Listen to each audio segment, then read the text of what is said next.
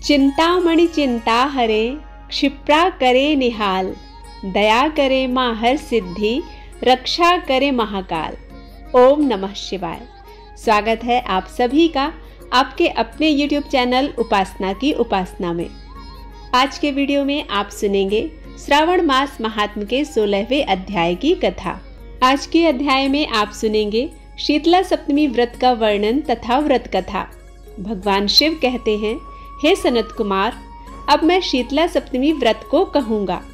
श्रावण मास में शुक्ल पक्ष की सप्तमी तिथि को यह व्रत करना चाहिए।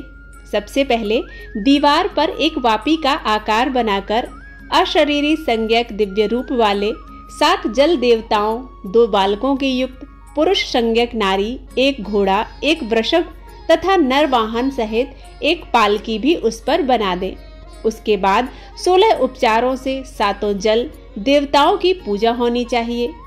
इस व्रत के साधन में ककड़ी तथा दधी यानी दही ओदन का नैवेद्य अर्पित करना चाहिए। उसके बाद नैवेद्य के पदार्थों से ब्राह्मण को वायन देना चाहिए। इस प्रकार 7 वर्ष तक इस व्रत को करने के बाद उद्यापन करना चाहिए।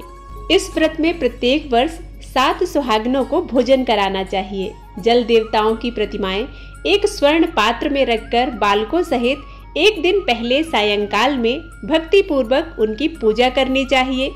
प्रातःकाल पहले ग्रह होम करके देवताओं के निमित्त चरु से होम करना चाहिए। जिसने पहले इस व्रत को किया और उसे जो फल प्राप्त हुआ उसे आप सुने। सौराष्ट्र देश में शोभन नामक एक नगर था। उसमें सभी धर्मों के प्रति निष्ठा रखने वाला एक साहूकार रहता था।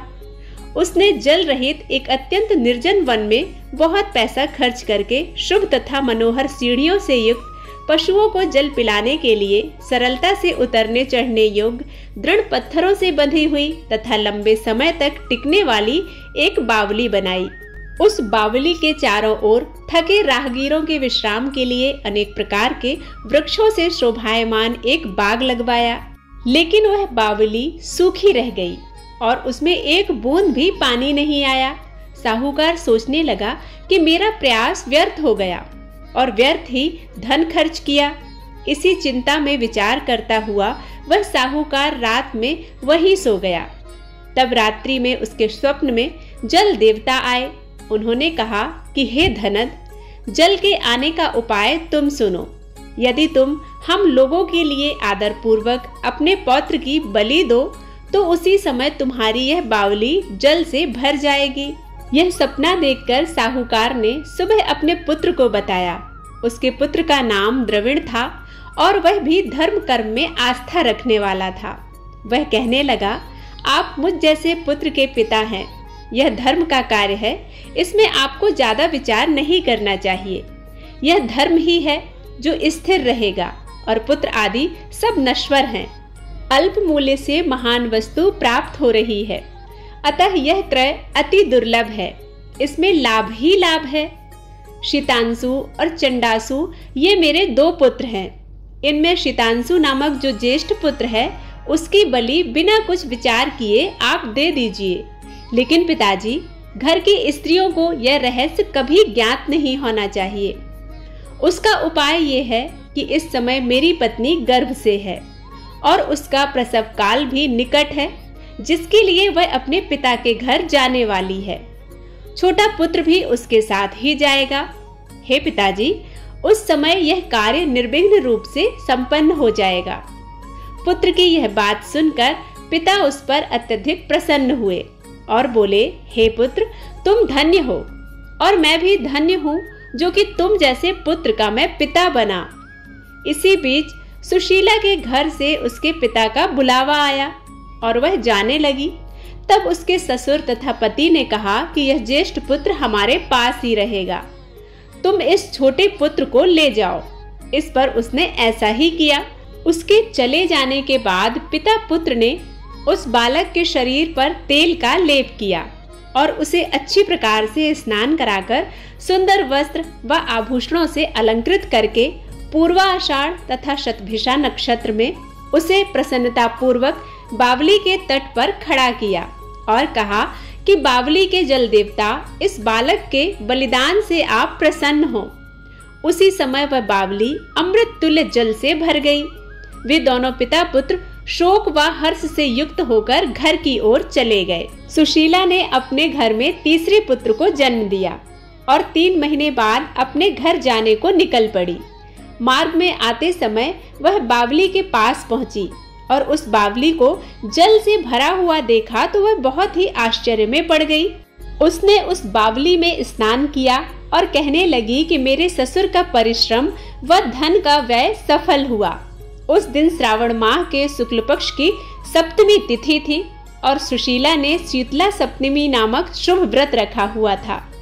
उसने वहीं पर चावल पकाए और दही भी ले आई। उसके बाद जल देवताओं का विधिवत पूजन करके दही भात और ककड़ी का फल नैवेद्य अर्पण किया तथा ब्राह्मणों को वायन देकर साथ के लोगों के साथ मिलकर उसी नैवेद्य अन्न का भोजन किया। उस स्थान से सुशीला का ग्राम 1 योजन की दूरी पर स्थित था।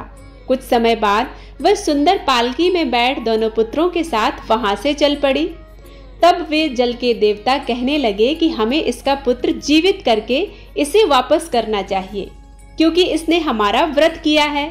साथ ही यह उत्तम बुद्धि रखने वाली स्त्री है। इस व्रत के प्रभाव से इसे नूतन पुत्र देना चाहिए। पहले उत्पन्न पुत्र को यदि हम ग्रहण किए रह गए तब हमारी प्रसन्नता का फल ही क्या है।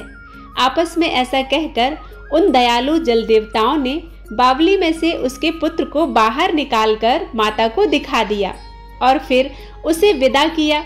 बाहर निकलकर वह पुत्र माता माता पुकारता हुआ अपनी माता के पीछे दौड़ पड़ा। अपने पुत्र का शब्द सुनकर उसने पीछे मुड़कर देखा। वहां अपने पुत्र को देखकर वह मन ही मन बहुत चकित हुई। उसे अपनी गोद में बिठाकर उसने उसका माथा चूमा, किंतु यह डर जाएगा इस विचार से उसने पुत्र से कुछ नहीं पूछा। वह अपने मन में सोचने लगी कि यदि इसे चोर उठा लाए तो यह आभूषणों से युक्त कैसे हो सकता है, और यदि पिशाचों ने इसे पकड़ लिया था तो दोबारा छोड़ क्यों दिया। घर में संबंधी जन तो चिंता के समुद्र में डूबे होंगे। इस प्रकार सुशीला सोचती हुई वह नगर के द्वार पर आ गई। तब लोग कहने लगे कि सुशीला आ गई है। यह सुनकर वे पिता पुत्र अत्यंत चिंता में पड़ गए कि वह न जाने क्या क्या कहेगी, क्या क्या पूछेगी और उसके पुत्र के बारे में हम क्या जवाब देंगे। इसी बीच वह तीनों पुत्रों के साथ वहां आ गई। तब ज्येष्ठ बालक को देखकर सुशीला के ससुर तथा पति घोर आश्चर्य में पड़ गए और साथ ही बहुत आनंदित भी हुए। वे कहने लगे, हे सुचिस्मते, तुमने कौन सा पुण्य कर्म किया है अथवा व्रत किया था। हे भामिनी, तुम पतिव्रता हो, धन्य हो और पुण्यवती भी हो। इस शिशु को मरे हुए तो 2 माह बीत चुके हैं और तुमने फिर इसे प्राप्त कर लिया, और वह बावली भी जल से परिपूर्ण है। तुम एक पुत्र के साथ अपने पिता के घर गई थी, लेकिन वापस तीनों पुत्रों के साथ आई हो। हे सभ्रु, तुमने तो कुल का उद्धार कर दिया। हे सुभानने, मैं तुम्हारी कितनी प्रशंसा करूं। इस प्रकार ससुर ने उसकी प्रशंसा की। पति ने उसे प्रेम पूर्वक देखा और सास ने उसे आनंदित किया। उसके बाद उसने मार्ग के पुण्य का समस्त वृत्तांत सुनाया। अंत में उन सभी ने मनवांछित सुखों का उपभोग करके बहुत आनंद प्राप्त किया। भगवान शिव कहते हैं, मैंने इस शीतला सप्तमी व्रत को आपसे कह दिया है। इस व्रत में दधी ओदन शीतल, ककड़ी का फल शीतल और बावली का जल भी शीतल होता है तथा इसके देवता भी शीतल होते हैं। अतः शीतला सप्तमी का व्रत करने वाले तीनों प्रकार के तापों के संताप से शीतल हो जाते हैं। इसी कारण से यह सप्तमी शीतला सप्तमी इस यथार्थ नाम वाली है। इस प्रकार श्री स्कंद पुराण के अंतर्गत ईश्वर सनत कुमार संवाद में श्रावण मास महात्म्य में शीतला सप्तमी व्रत कथन नामक 16वां अध्याय संपूर्ण होता है। उम्मीद करती हूँ यह कथा आप सभी को पसंद आई होगी। यदि पसंद आती है तो लाइक करके कमेंट बॉक्स में जरूर बताइएगा। मिलते हैं एक नई कथा के साथ। तब तक के लिए ओम नमः शिवाय।